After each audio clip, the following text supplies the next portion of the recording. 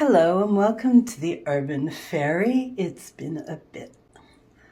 I thought I would show you sort of what I've been fixing and what I've been reimagining. So, yeah, let's get to it.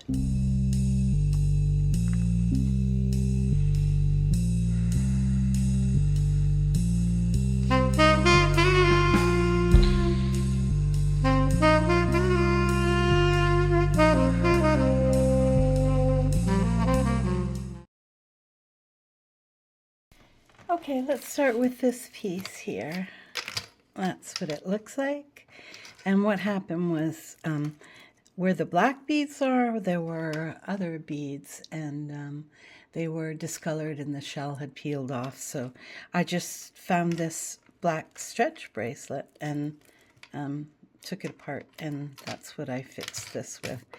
And the other beads were much smaller, and they didn't do it very much justice. I find this piece really interesting.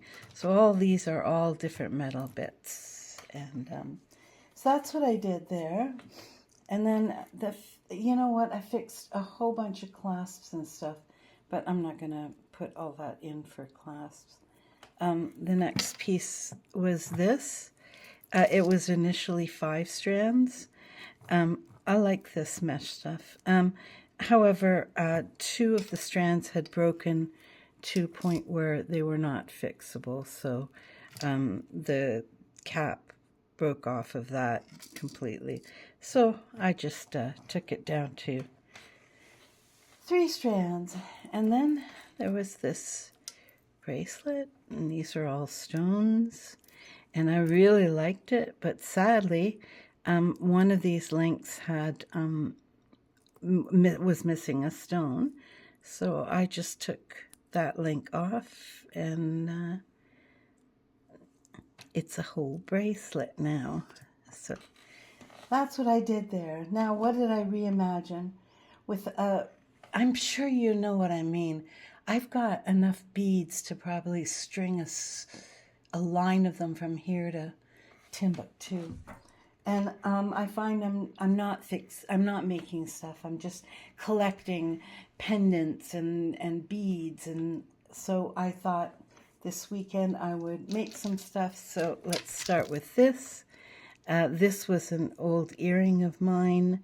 I believe that's sterling on there. And I made a nice chunky blue and black.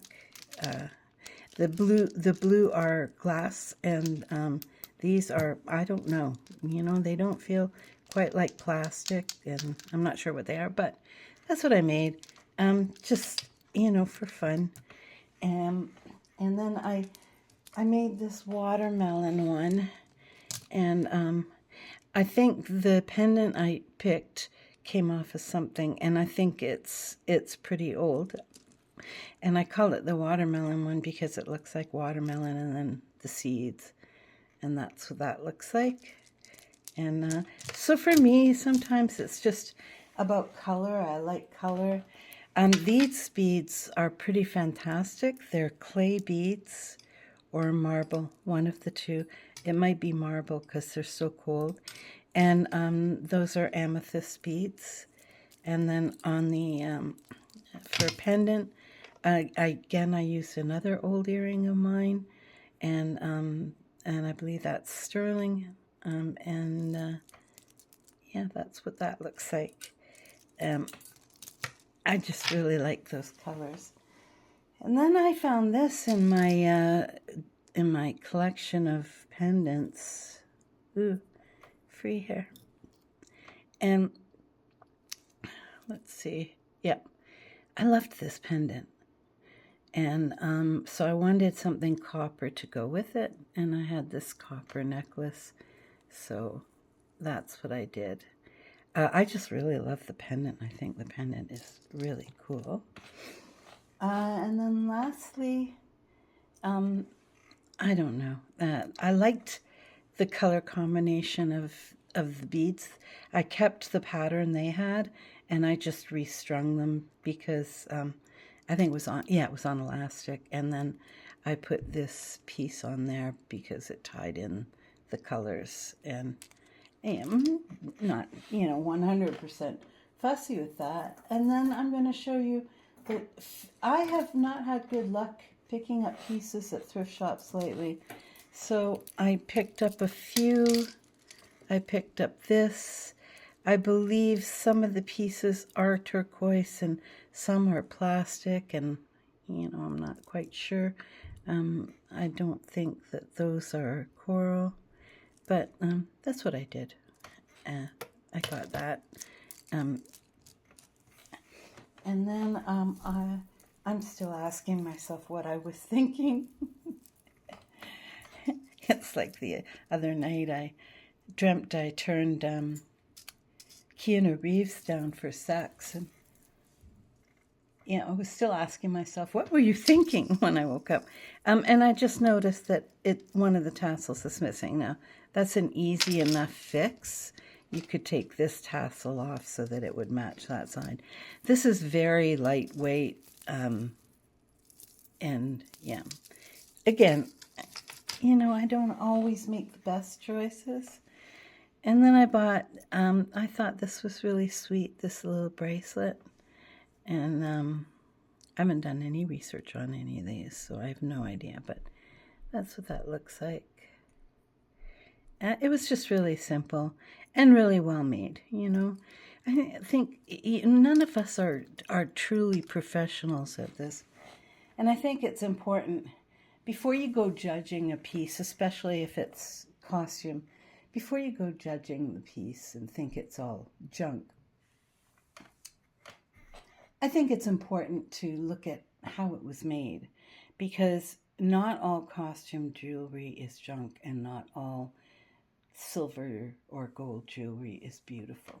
And I did get this off a marketplace, and this was $5, and I think I did really well with this. This is a Bella Perlina. Yeah, I never believe that one size fits all. And all the papers are here underneath, and this one is a purple theme, which suits me just fine. So yeah, that's all I've been doing. I can see a piece across the room that I found, but by the time I get it over here, it's going to tangle again. It's just a really long triple strand silver tone chain, probably goes down to the belly button, and then there are some glass faceted black beads on. It's very 1920s, but it's also very tangly. So I think that's all I got for you. This will be short and sweet, and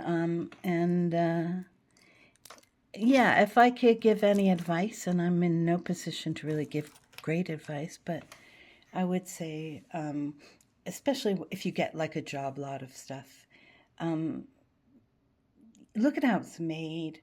I always have a magnet, I have a black light, and I have my loop. I've learned a whole bunch of things. I never would have guessed in the beginning that people put a sterling silver mark on the hook of an earring, like on that thin little hook. So you gotta look for where they hide, because they do hide them. They hide their silver marks and so on. And so the first thing I would do is I would use the magnet if I thought it was silver. And then you just have to understand too that silver can be slightly magnetic. Now, if it all scoops up and grabs the magnet like for dear life, it's probably nothing. But some silver, even some gold, has tiny amounts of magnetic materials in it because they're not pure. And so don't be fooled by that. If it's a little bit sticky, do another test for sure. The black light comes in handy when you're looking for amber. If you shine a black light on amber, it goes a mossy green. And also for uranium glass will light up like uranium does. with a black light. And I don't know, just that. And if it's pretty, if you like it, like, don't be so judgmental on it. Just wear it, or find somebody who will wear it and love it, and keep recycling, because, sometimes I imagine all the people in the world, and how many, let's say one thing, how many toothpaste tubes do they go through?